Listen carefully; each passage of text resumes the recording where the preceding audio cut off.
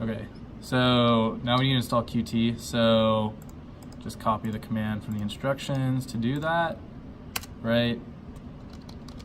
Default password is NVIDIA. Okay, so I already have Qt installed, so after I install it, I can go to Qt. So open up Qt. We need to go to the top, so go to Tools, and then go to Options. Okay, so now you need to go to Compilers. So I already have this here, but you won't have any compilers, so just click the Add button, and then name it GCC, and then for the path, make it user bin GCC, and then for the ABI, make sure it's ARM, Linux, generic, ELF, 64-bit, and then hit apply. And then once you do this, you need to create a new kit. So I already created one here, but I'll just go through this process again. So I'll call this test. And then for the GCC option, or for the compiler option, make sure GCC is there. And then once you do that, you can hit OK.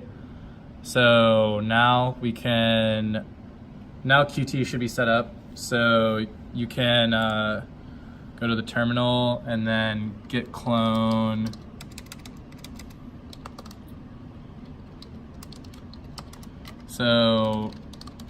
git clone the Jetson race car repo.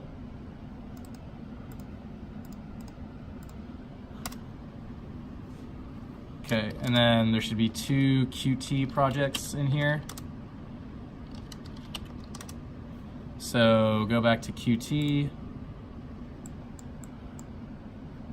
hit Open Project, and then navigate to the directory where you have your 2 things. Open up the .pro file, and then just select the kit that you use. So in this case, I created test, so I can use test. And then once you open up the project, you can just go up here, go to build, and then build project, set throttle. So you'll see something down here indicating the build status. So once it's green, you can go back to your terminal. ls, you'll see this directory called build set throttle test debug. So let's cd into that. Okay, and then let's run the executable in here. So sudo /set throttle. So the reason why we need to use sudo is because we're dealing with hardware on the Jetson, we need to give our user access to those hardware pins. So now you'll have this GUI that you set up. So if you go over to the car, first we need to turn it on. Okay, so now we can use this GUI to actually control the Jetson. So if there's a solid red light, that means that it's armed. So once it's armed, then we can press the button on the GUI. So here I'm going to send a full reverse signal, and it'll start going crazy. Hit neutral again, hit full forward. So it looks like this value for full forward isn't right. So we're going to need to play with it a little bit.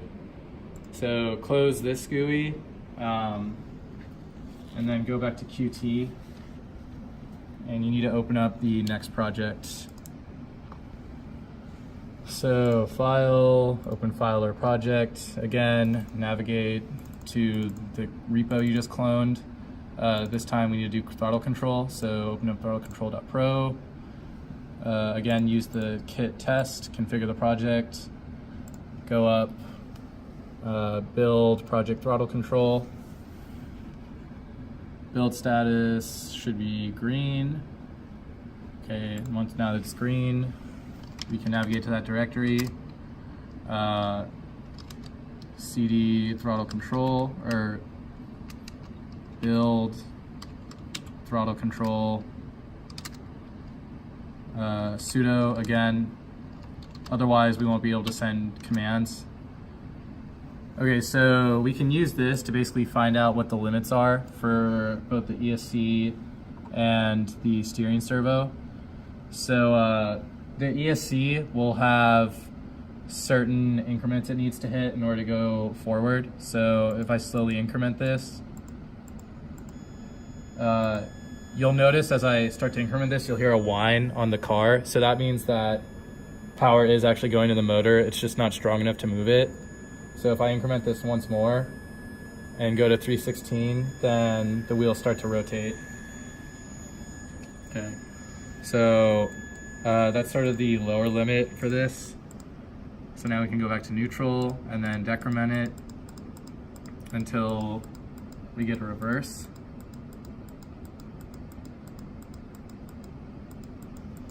Okay, it looks like we need to go back to neutral.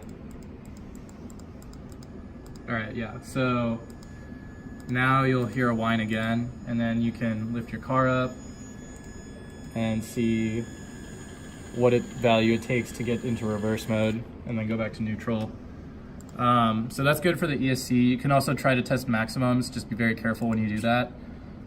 So if you click on the GUI and go to steering, this is probably the most important part.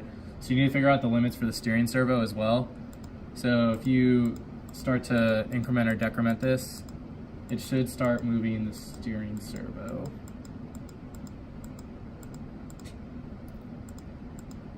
Yeah, and you'll see it very slowly move